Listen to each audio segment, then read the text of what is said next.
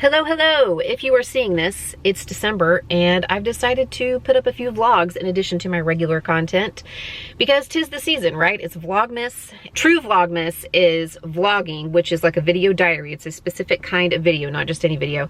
Every single day in December. Some people do from Thanksgiving through Christmas, and I actually did that my very first year on YouTube.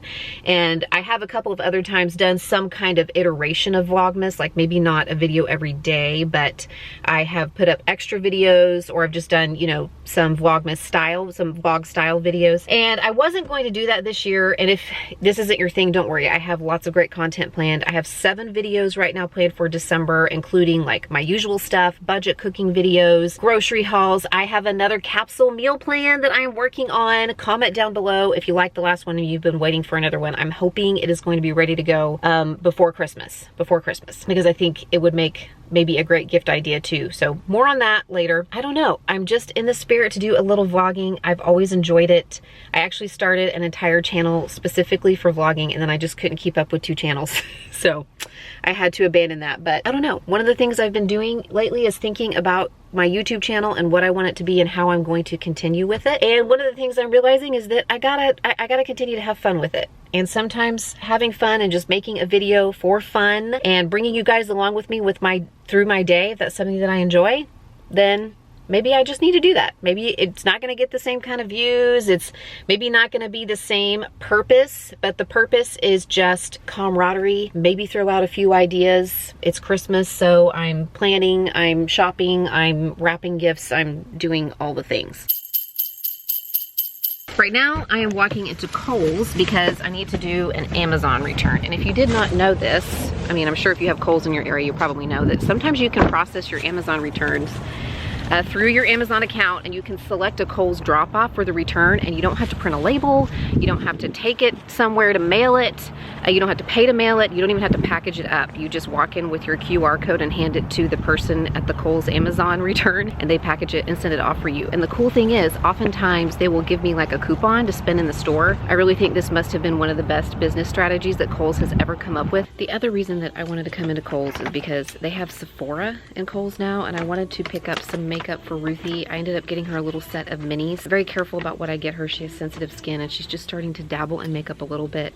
Just like a little bit of mascara, maybe a little bit of blush, some lip color, stuff like that. So I'm satisfied with what I picked out there, and I thought I would check for pajamas for her, but Ruthie likes to sleep in shorts, which I understand. So she's not into like pajama pants, and all the sets have like pants and long sleeve shirts. So I'm having a hard time finding some pajamas for her, which, you know, are not only like a traditional Christmas gift, but she actually needs some. Comment down below if you know somebody who needs this in their life. Does anybody else know that person who just will not make 2 trips for all the bags? That person is me. I really like Kohl's, and there were lots of things that I probably could have convinced myself to purchase, but nothing that I'm like looking for today. I have some specific things I'm on the lookout for. So since I wasn't finding that stuff in Kohl's, I decided I'd come over to Dollar Tree and see if I can knock a few things off my list. I did find a couple of things at Dollar Tree that I was looking for. One of them was ornaments for my living room Christmas tree, kind of my formal Christmas tree, not the one with all of our family ornaments on it, but just kind of like the decorative one. It's kind of a buffalo check or like an urban farmhouse type theme. Every year at Dollar Tree, they have ornaments that I think go really well with it. So I usually pick up a few more if I see them there each year. So I found some cute ones. I thought I would put those on the tree later. And I was also looking for thank you notes to include in a gift that I have put together for the children. They're getting personalized stationery and some other things. I'll probably be wrapping that up later, so I'll try to show you what I got them if you didn't see it in my stories the other day. But now I am sitting at Walmart because I have the most random list of things that I need to pick up, and Walmart was the closest place that I could do that. I spent yesterday just kind of puttering around the house doing random things like decluttering and cleaning things and just tidying up. If your stainless steel needs a little shine up, this stuff right here works wonders on my stainless steel pans. And I also use it on my Dutch oven, my porcelain lined or ceramic lined, whatever it's called, Dutch oven that you guys see in my videos all the time. Finishing getting out the Christmas decorations so we could put all those boxes away, and I came up with this list of things. And it's stuff like children's ibuprofen, Ziplocs, a small wreath, a thermometer, I had a sick child home yesterday. She's fine today, but those are things I noticed were missing. An extension cord, super glue, so that I can glue Santa and his reindeer back onto my little village house that's out with my Christmas decorations. So we're just gonna go around Walmart and see if I can pick up some of those things. After all that talk about my list, I left it out in the car. But good news for me is that I'm a YouTuber and I took some B-roll of it, so I can just go back here on my camera and look at my list so I can make sure I don't walk out of here without something. Here's what I ended up with from Walmart.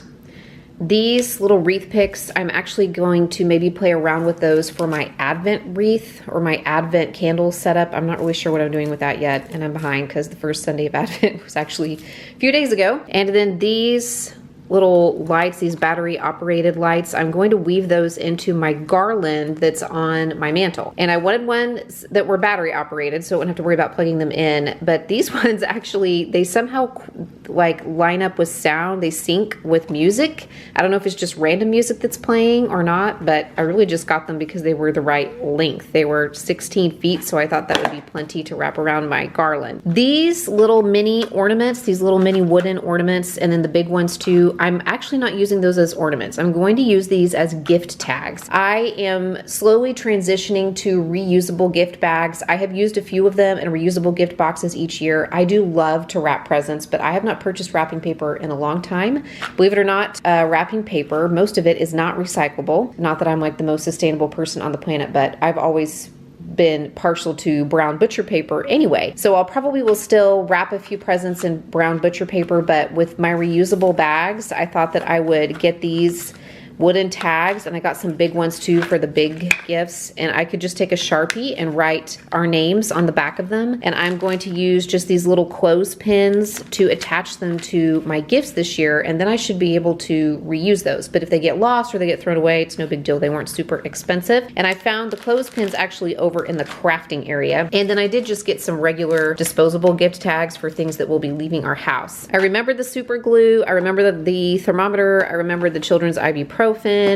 I wanted to get one of these foot switches. You basically just stomp on this and it turns stuff on, and I wanted to see if I could hook up my little village houses, you know, my Christmas village houses to this so that I wouldn't have to hunt down another timer or, you know, just get behind the chest to turn them on and off every time. I am doing a gigantic grocery haul probably tomorrow, and I'll probably film it. I need to restock the kitchen, but we are completely out of fruit and vegetables and lots of other stuff. And I thought that I would just pick up a bag of oranges so the kids could take some in their lunches. We do have like some crackers and cheese and cold cuts for them to pack lunches, but we're out of like everything else. So be looking for that. I thought these were a fantastic deal. It was $12 for a Climate Right by Cuddle Duds. So this is their Walmart brand. It was $12 for a set of pajamas. So I went ahead and picked some of these up for Ruthie because I think they're really cozy. They're a little bit more lightweight.